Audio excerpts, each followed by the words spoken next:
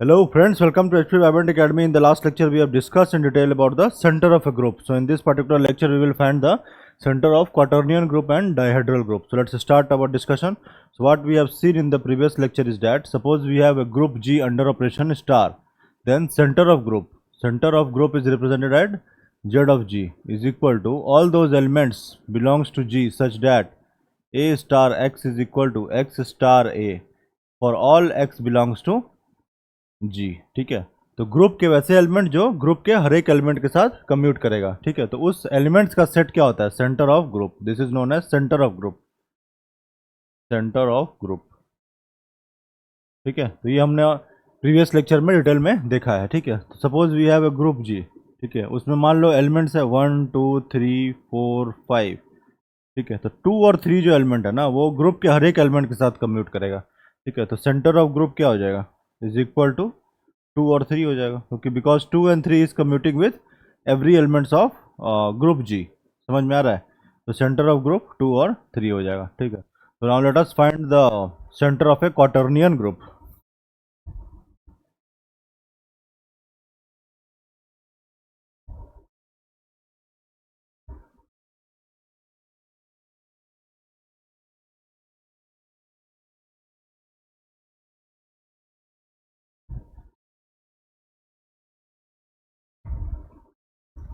Okay, so we have the quaternion group is represented as Q8।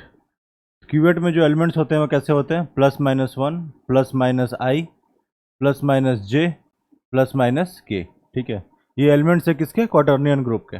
And it is forming a group under operation star, and star is given as, star is represented as I square is equal to J square is equal to K square is equal to -1 and I, J and K।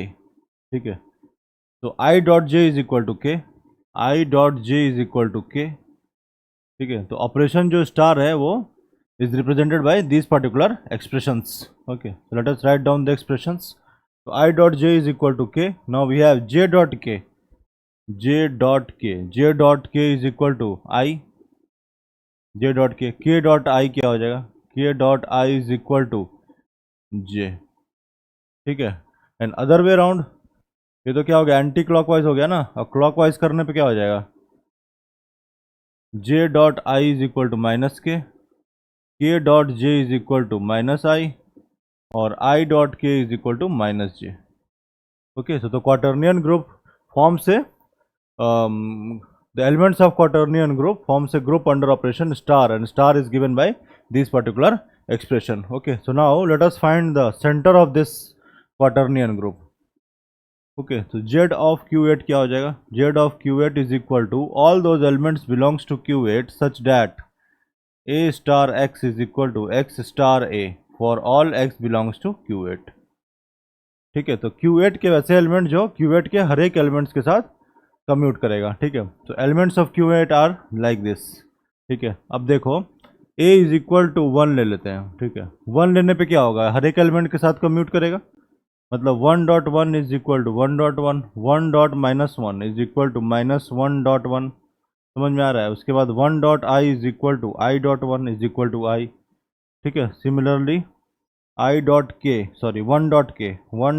Is equal to K.1 is equal to K। उसके बाद 1.-K is equal to -K.1 is equal to -K, मतलब 1 जो है वो हर एक element के साथ commute कर रहा है। ठीक है, तो सेंटर ऑफ Q8 में 1 आ जाएगा। ठीक है, ठीक है, अब now let us take A is equal to -1। -1 लेने पे क्या होगा?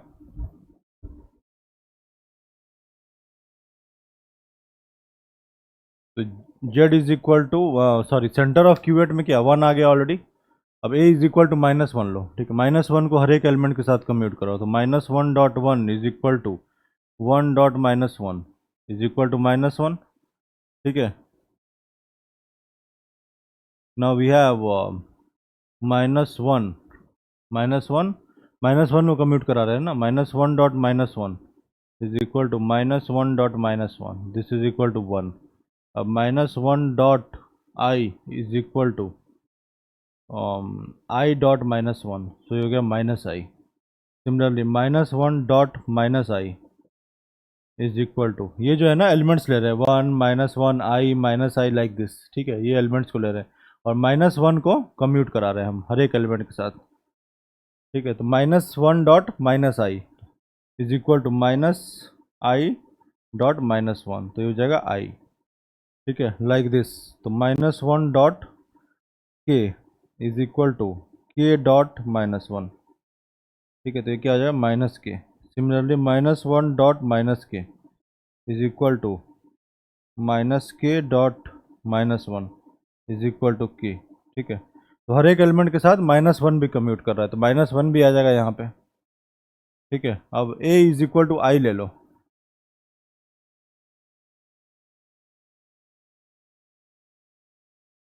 A is equal to I, A is equal to I लेने पे क्या हो जाएगा देखो, आई डॉट वन, वन के साथ कम्यूट कराओ आई को, तो i dot one is equal to one dot i, ये आई हो गया, ठीक है। अब माइनस वन ले लो, I dot minus one is equal to minus one dot I, तो ये क्या हो जाएगा माइनस आई।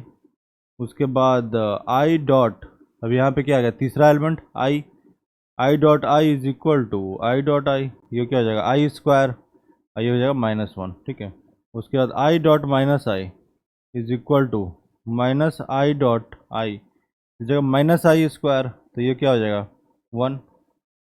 उसके बाद जे ले लो, तो i dot J, I dot J क्या है देखो, आई डॉट जे के आ गया, और जे डॉट आई क्या हो जाएगा J dot I minus K, तो कम्यूट नहीं कर रहा है ना, इसका मतलब A equal to I is not commuting with all the elements, समझ में आ रहा है। तो सिमिलरली अब देखो इसका मतलब क्या होगा, A is equal to plus minus I plus minus J plus minus K, तो these elements will not commute, will not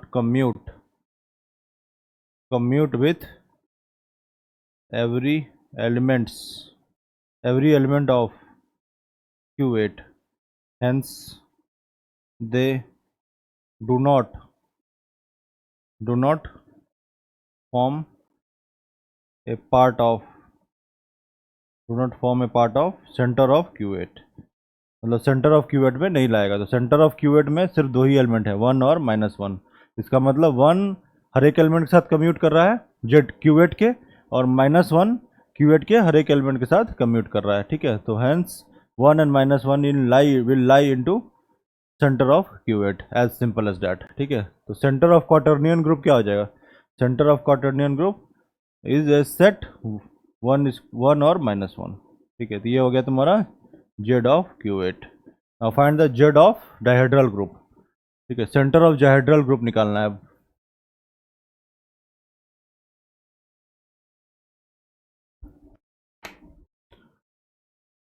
centre of dihedral group,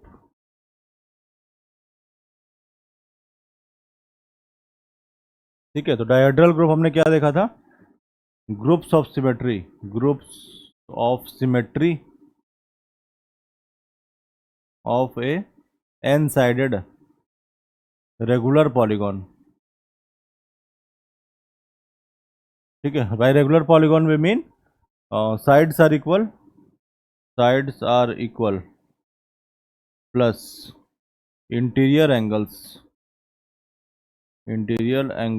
are also equal, ठीक है। तो रेगुलर पॉलीगॉन में क्या हो जाएगा देखो, equilateral triangle sides are equal और interior angles are also equal, square में क्या होगा sides are equal and interior angles are also equal, ठीक है। तो ये हो गया n is equal to three sided regular polygon, ये क्या हो गया n is equal to four sided regular polygon, ठीक है। तो हमें, और हमने क्या देखा था, डायहेड्रल ग्रुप के जो एलिमेंट्स होते हैं वो कैसे लिखते हैं, डी एन, ठीक है। तो डायहेड्रल ग्रुप हो गया, इसके एलिमेंट्स हो जाएंगे r square r cube like this, r to the power n क्या होगा identity, okay. If you do rotation n times on a n sided regular polygon then we get the identity element, ठीक है। तो r to the power n identity हो गया। उसके बाद s r square like this, s of r n minus one, ठीक है। तो इसमें क्या हो जाएगा total N number of elements क्या होते हैं, रोटेशन वाले, और बाकी के जो एन होते हैं वो रिफ्लेक्सिव एलिमेंट, रिफ्लेक्सिव एलिमेंट्स। ठीक है, तो टोटल एलिमेंट कितने होते हैं डी एन में, 2n। 2n में जो हाफ ऑफ एलिमेंट क्या हो गया, रोटेशन वाला, और बाकी के n जो होते हैं वो रिफ्लेक्सिव वाले, रिफ्लेक्सिव। ठीक है, now let us find the centre of dihedral group n। ठीक है, सेंटर ऑफ क्या हो जाएगा, डायहेड्रल ग्रुप। कैसे निकालोगे देखो,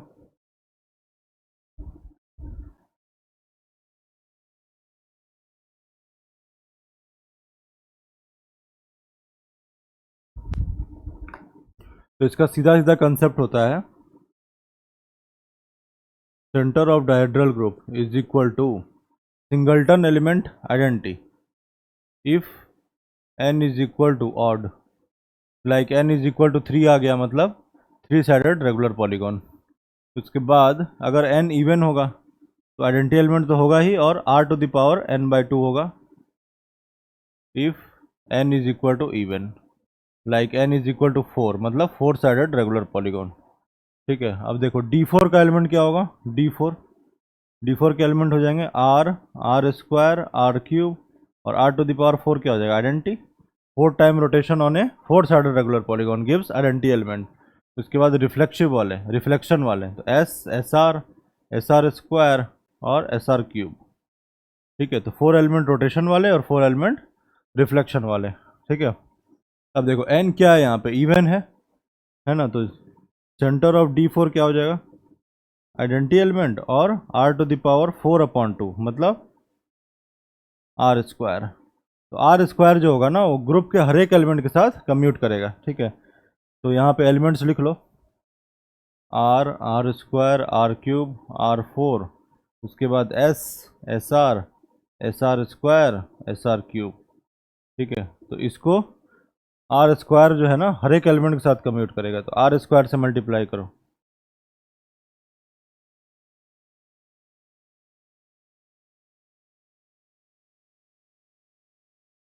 ठीक है, अगर इसको कैलकुलेट करोगे ना तो ये इसके इक्वल आएगा, r.r square is equal to r cube dot r square, r to the power 4 dot r square is equal to s dot r square is equal to s r dot r square is equal to s r square dot r square is equal to s r cube dot r square.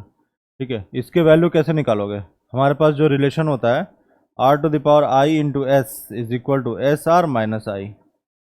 ठीक है, अब देखो ये वाला element ले लो, S r square. ठीक है, तो एस आर स्क्वायर कैसे लिखोगे, देखो यहाँ पे क्या है, i इज इक्वल टू 2 रखो, i इज इक्वल टू 2 रखने पे क्या आएगा, r to the power 2 into s is equal to s r minus 2। ठीक है, नहीं ऐसे मत करो, देखो माइनस आई की जगह पे 2 रखो। ठीक है, तो minus I is equal to 2, इसका मतलब i इज इक्वल टू -2। तो यहाँ से क्या होगा, r to the power -2 into s is equal to s r -2, है ना, सॉरी एस आर स्क्वायर हो जाएगा ना। i इज इक्वल टू -2 रखने पे, sorry minus I is equal to 2 रखने पे क्या होगा, i इज इक्वल टू -2, तो यहाँ से माइनस आई की वैल्यू क्या हो जाएगी 2। तो s r square is equal to r to the power -2 into s, तो एस आर स्क्वायर की वैल्यू यहाँ से रखो। ठीक है, एस आर स्क्वायर की वैल्यू क्या हो जाएगी, s r square is equal to r to the power -2 into s. ठीक है, और आइडेंटिटी क्या है इसमें, identity is equal to r to the power 4, तो इसको कैसे लिख सकते हैं, identity times of r to the power -2 into s, तो r to the power 4 times of r -2 into s, तो ये क्या हो जाएगा r स्क्वायर एस। तो r स्क्वायर एस और LHS में क्या था r स्क्वायर एस, तो दोनों आपस में क्या हो रहा है, कम्यूट कर रहा है ना, r square is commuting with s के साथ कम्यूट कर रहा है। Similarly all the elements are commuting with r square. ठीक है, तो आर स्क्वायर सबके साथ कम्यूट करेगा, आइडेंटिटी तो करेगा ही। ठीक है, तो जो रिलेशन होता है ना, जो डायहेड्रल ग्रुप में जो ऑपरेशन होता है वो किस एक्सप्रेशन के द्वारा दिया जाता है, मतलब r to the power i into s is equal to s r minus i. इस एक्सप्रेशन से दिया जाता है। ठीक है, तो इसमें हमने क्या किया, देखो कैसे किया, फिर से बताता हूँ। We have to show that r square s is equal to s times of r square, समझ में आ रहा है। और हमारे पास जो एक्सप्रेशन क्या है, r to the power i into s is equal to s r minus i. ठीक है, तो इसको ले लो एस आर स्क्वायर, तो यहाँ पे क्या हो जाएगा, minus I is equal to 2, इसका मतलब आई इज इक्वल टू -2 हो जाएगा। तो आई इज इक्वल टू -2 यहाँ पे रखो। ठीक है, तो s r square is equal to r to the power -2 into s. ठीक है, अब इसको आइडेंटिटी से मल्टीप्लाई कर दो तो कोई फर्क पड़ेगा, नहीं करेगा। तो D4 में आइडेंटिटी एलिमेंट क्या होगा, आर टू द पावर 4, तो r to the power 4 times of r to the power -2 into s, और 4 - 2 क्या हो जाएगा 2, तो this is equal to r square s, है ना। तो s r square is equal to r square s, इसका मतलब r square is commuting with s, similarly r square is commuting with every element. ठीक है, तो इस पर्टिकुलर एक्सप्रेशन से सेंटर ऑफ डायहेड्रल ग्रुप निकाला जाता है। ठीक है, as simple as that. Thank you.